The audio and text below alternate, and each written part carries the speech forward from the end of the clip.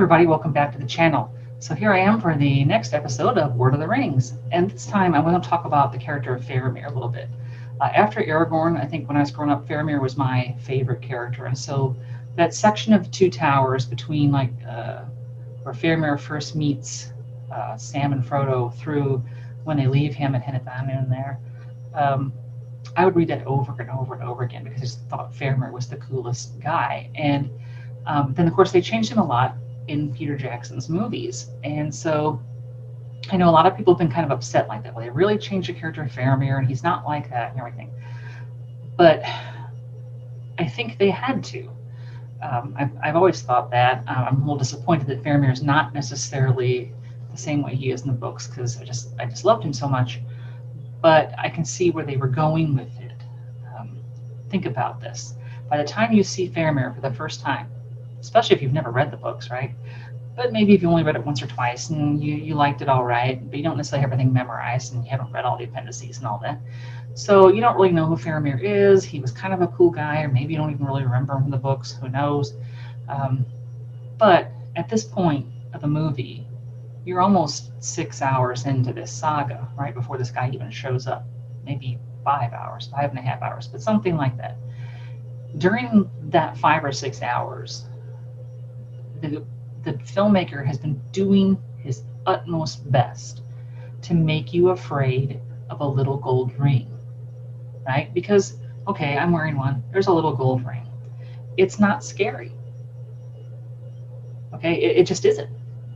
So in order to get people to really feel the peril, you've got to do something to make the ring seem dangerous. So every time we get close-ups of it, there's this whispering and there's this theme that goes behind it, and we're constantly being given cues that this is bad.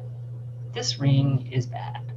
Every time we see it, it's bad, and bad things happen when Frodo uses it.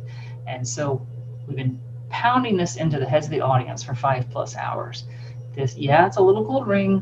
Little gold rings are not scary, but this one's scary. And it's so scary that this could destroy the whole world.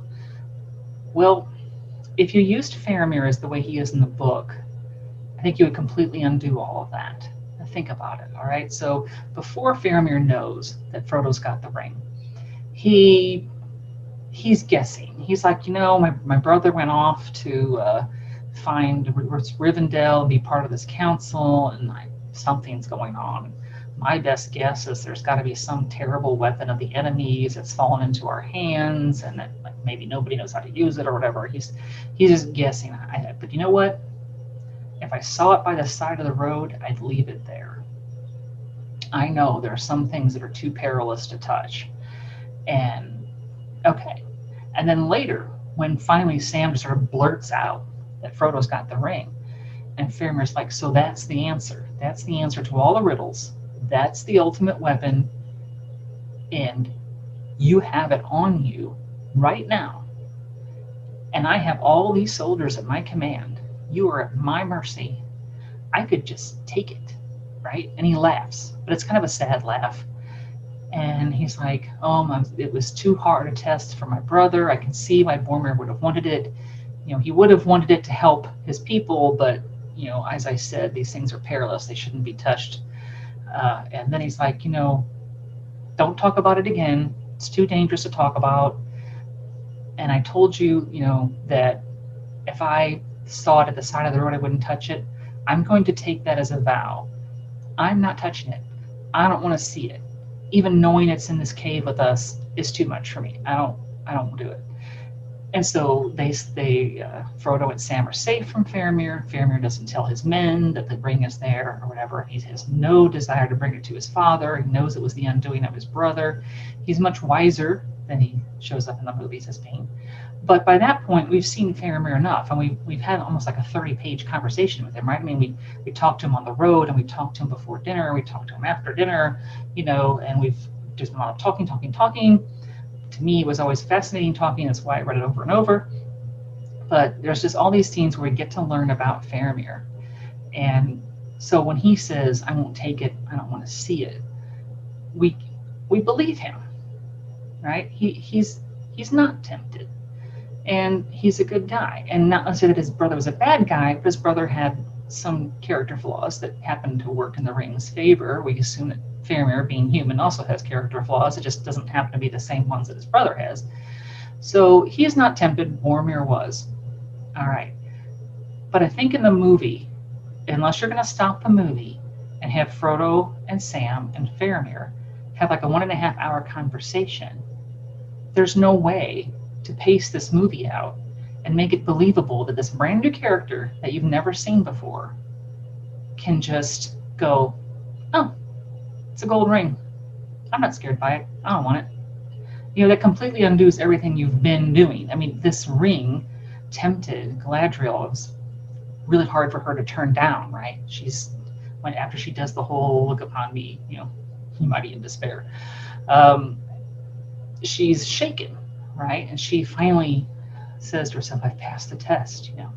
So it was tough for her to turn it down. We know that it was Gandalf won't even touch it because he's too worried about being tempted by it. Anyway, it destroyed Boromir. This thing is destroying people left and right. And is Faramir just gonna, at this point in the movie, just go, no big deal? You know, I think that completely would have shut your movie down, really, emotionally. It just couldn't happen. So either he has to not know that Frodo has it on him, or he has to be tempted, because that's how we've set this up in the movie.